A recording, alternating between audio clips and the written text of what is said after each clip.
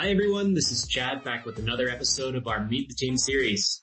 Today I have the pleasure of introducing you to our country lead and partner at BaseFirma Argentina, Melisa Gomez. Melisa has a wealth of experience not only in the immensely complex world of Argentinian transfer pricing, but also in the international tax and transfer pricing rules and regulations in countries throughout Latin America and South America. Melisa is without a doubt one of the most knowledgeable, well-connected, and respected transfer pricing professionals in the region. And with that, Melisa, I'd like to dive right into our conversation. Can you tell us a little bit about yourself, your background, your career trajectory, and how you found yourself leading a transfer pricing practice here at BaseFirma? Yeah, if you ask me 17 years ago if I would have imagined a career in transfer pricing, probably I would have said no. So I started my career in 3P while I was studying my undergraduate degree in economics at Buenos Aires University.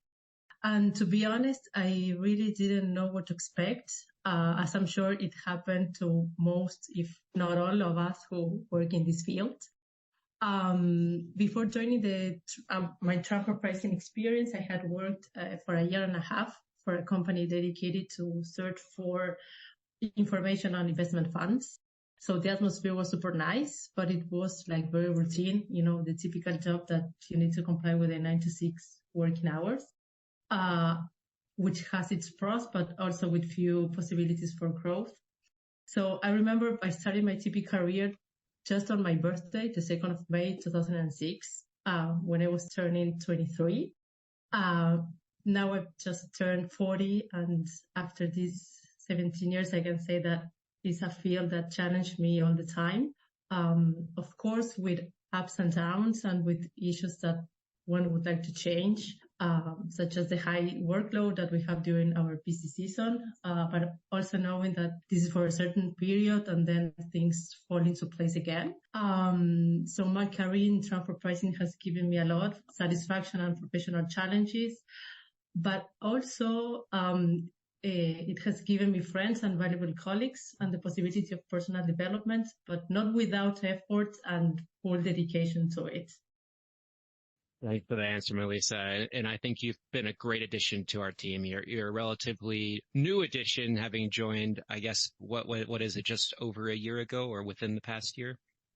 Yeah, I joined BaseFirma like a year ago, on June last year. Yeah. Well, it's already been a huge impact, I can say, for the Argentina team to have you. Your ability to promote teamwork behavior, your ability to connect with our clients has really strengthened our presence in Argentina. And I wanted to dig into that a little bit. So I'm curious, compared to your previous career and other transfer pricing roles, how your role as a partner at BaseFirma and the lead partner at BaseFirma Argentina specifically, how you find it unique, and what you particularly enjoy about it, that's kept you working with us for the past year. Yeah, I'm currently responsible for the, obviously the Argentina practice, based in Buenos Aires, but also for the Southern Cone region, including Uruguay, Bolivia, and Paraguay. Although with BaseFirma do not have physical presence in these countries, we serve those jurisdictions from the office in Buenos Aires. And I think the challenge that I have is managing the practice from several aspects, not only responsible for delivering quality work in a timely manner to our clients, but also there's the whole thing related to financial administration, cash flow management, and all that kind of stuff that I didn't have in my previous experiences. Also relationship with clients and constant search for new opportunities and services that add value to our clients. And also what I personally feel distinctive at BaseFirma is this feeling of closeness as one single company. You can really approach colleagues in a very open and honest way, not only from your own office, but also with other firms and especially with the board, the company board and the corporate team, to share experiences and best practice. And also, as a country leader, I promote confidence and open communication with all my team. I believe that promoting a culture of continuous learning is a fundamental principle for teamwork. Thanks, Melisa. And I would totally agree with that. At BaseFirma, kind of uniquely among firms that I've worked at, and from experiences that my friends and colleagues and folks I've known from my graduate school career who have gone into transfer pricing have told me, we really don't have a centralized command and control model like some of the other firms do, right? There's definitely a culture of working as a single firm with, every country, every office, every team lead having unique and valued input. So I'm glad you brought that up. And I'm also glad that you brought up your role in leading BaseFirma's transfer pricing efforts, not only in Argentina, but also in several other South American countries. And that leads me to my next question, which is, a lot of our listeners struggle to manage the, very complex compliance and planning landscape of transfer pricing in your region. So if there's just a couple things you would like our audience to know about transfer pricing in Argentina and or Uruguay or Ecuador, what would that be? Yeah. In the case of Argentina, our TP rules were implemented in December 1998. So Argentina has been applying transfer pricing rules for almost 25 years. I think not only Argentina, but the region as a whole, it's like fairly burdensome jurisdiction when it comes to compliance, but with little, or I would say no experience in discussions related to the application of APAs or MAPs. Our tax authorities' focus for taxation and audit historically has been on the oilseed sector, considering that oilseed is our country's most lucrative export industry. And also this sector has also been the target of exchange and customs controls. Since 2003 until our tax reform of 2018, in Argentina, we had the implementation of the well-known six method, which was applied to exports of cereals and, in general, commodity products with known prices involving a related international intermediary who was not actually the recipient of the merchandise. So for these operations, if the trading company did not meet certain requirements, then the price considered for comparison was that listed in publicly available commodity exchange on the day the commodity was loaded into the ship at the bill of lading, as opposed to using the price agreed upon with the international trader. So this sixth method triggers a lot of TP audits in the past. Also, our audits were focused in the past by industry, with the automotive, pharmaceutical, and oil and gas industry typically being the most audited. Nowadays, what we see, the trend that we are seeing, is an aggressive stance the tax authority is taking on the import and export of goods through international related party trading companies.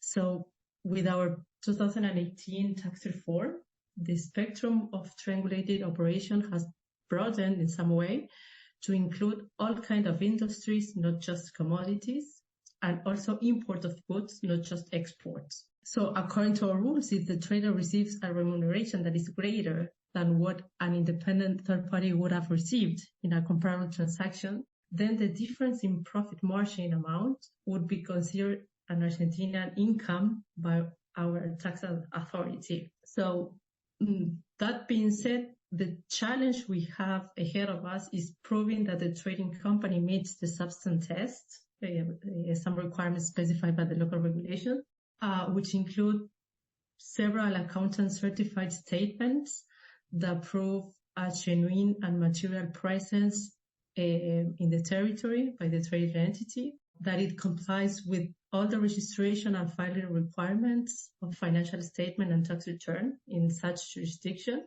and obviously that the remuneration to the trader is proportionate to its participation in the transactions. I think in all these years, both taxpayers and tax authorities have learned from best practices of developed countries, although there's still a long way to go from the point of view of trust between the taxpayers and the tax audits. I don't know if that makes sense or No, I think that's a great answer, Melisa, and some very valuable insight to our audience who might be struggling with some of these issues right now. And I think just in general, Argentina is a fascinating environment to do transfer pricing, right? The interaction with macroeconomic factors, which have been a huge consideration for decades. Now even the geopolitical sphere, where you have a formal invitation to join the BRICS group of countries, which may or may not pan out, dependent on elections upcoming. It's always something new in Argentina. So just a very interesting jurisdiction, very challenging, and you do a great job managing it. Yeah, many of our clients tell us that Argentina represents a very small part of their market share and sales, but close to 95% of its problems. So, yeah. We all have our claim to fame, right? But in all seriousness, I think, it's obviously a super important country for a lot of, companies with Latin American core presence, whether it's the startup scene, in technology or e-commerce or, commodities companies, always something new in Argentina. Melisa, turning back to some of the more personal working style questions, I would love to know, do you have any values, any core values or principles that you try to live by in your professional life? And how do you try to instill those in your team and in BaseFirma in general? Yeah, I think that honesty, trust, and flexibility are key as corporate value. That closeness that I talked about before helps and drives relationship based on mutual respect and trust. Also, I think that creating a positive impact on clients starts with being true to the words we say. So acting with transparency and reliability, I think it's a fundamental business practice that earns the respect of both clients and colleagues. Also, I think it's very important they share knowledge culture and provide guidance to my team.